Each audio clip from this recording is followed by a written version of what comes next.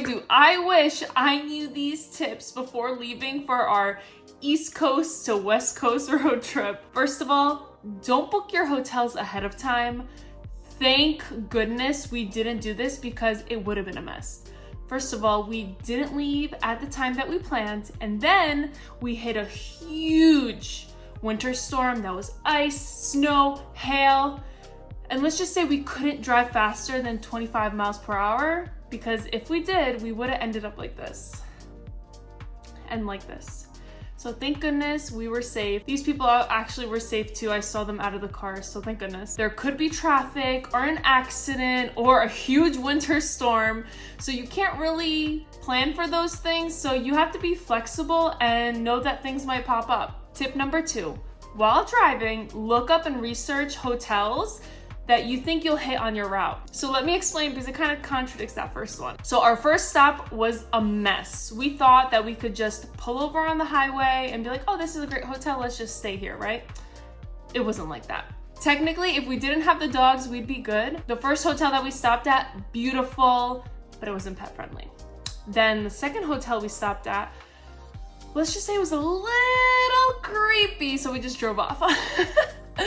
Then the third one we stopped at, beautiful, I think it was a Holiday Inn. Had amazing reviews, but it wasn't pet friendly. How rude, right? Like, look at this face. How could you not accept them in a hotel? And then finally, the fourth one was good. To be honest though, it wasn't the best, but it was doable. So if there's 2 of you in the car, let the driver drive, and then the passenger quickly on their phone look up. Let's say you guys are able to drive like 100 miles more. Okay, let's look at hotels 100 miles out and just do a little research, look at the reviews, the pictures. Also, I would suggest finding like 1 or 2 like in that vicinity in case that one doesn't work. Tip number 3, learn how to change a tire. So besides making sure everything is good under the hood and the fluids are there and the brakes are good, learn how to change a tire. What made me feel really secure on the trip was knowing that I know how to change a flat tire in case it happens. Like, actually go through the whole process and go step by step before leaving. It also helps to have someone that already knows how to do it. Thanks, Dad. Plus, with the tires, we did see a lot of people pulled over because I had to change a flat. I got new tires before going on the trip. It was time.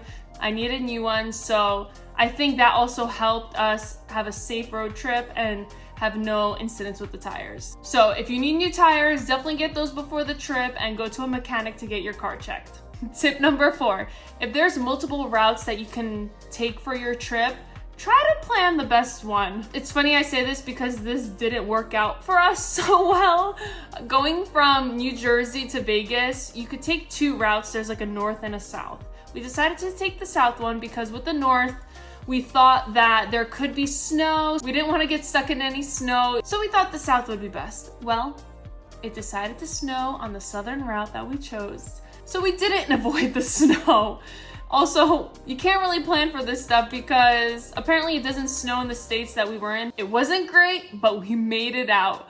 Like I said earlier, you gotta be flexible. You can't plan these things, so you just gotta be ready for anything, honestly. And my last tip, tip number 5, be ready to entertain your fur babies or babies, because this applies to kids as well. This was our dog's first long road trip, and I really had no idea what to expect. We were gonna be traveling for like 4 or 5 days. So I just tried my best to plan like possible scenarios that could happen on our trip. Also, you know your kids, your dogs well.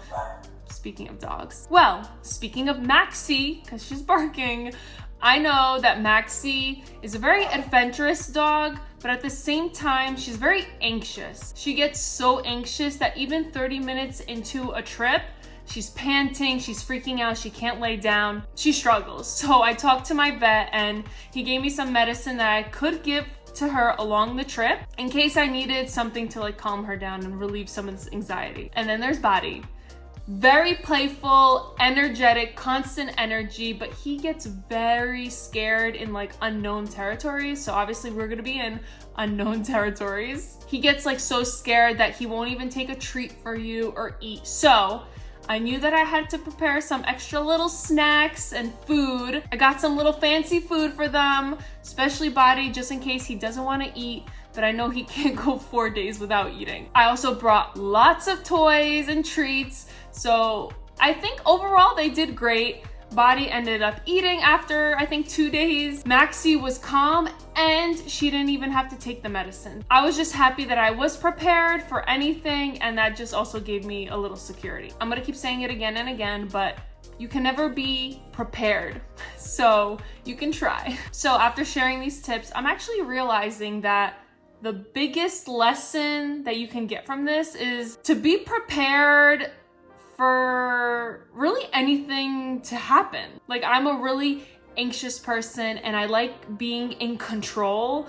And let's just say I had to put that aside and accept it and just be ready for anything to happen. So I think that really helped me, that things are gonna come up and you can't get overwhelmed by that. This was our first time being on such a long road trip. Have you ever been on a long road trip? Maybe not even cross country, but let's say like 2 days. Leave a comment down below if you have been on a long trip and maybe some tips that helped your trip go smoother. Also, if you haven't seen our whole cross-country road trip from Jersey to Vegas, you can click on this link here to check it out. And thanks for watching, and I'll see you guys later. Bye!